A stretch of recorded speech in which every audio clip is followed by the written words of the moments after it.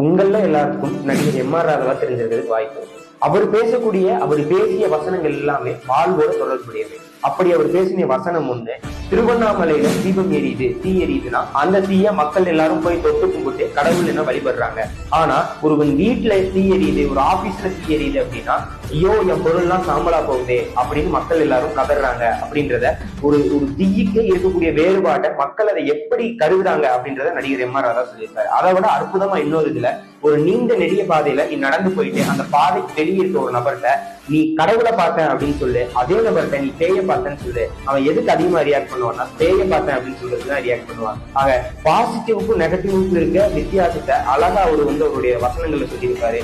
இது மட்டும் இல்லாமல் மேலும் பல வசனங்கள் அவருடைய வசனங்கள் சிறப்பா இருக்கும். அந்த வசனங்கள்ல ஏதாவது உங்களுக்கு பிடிச்சிருந்தா அந்த வசனங்களை கமெண்ட் செக்ஷன்ல சொல்லுங்க.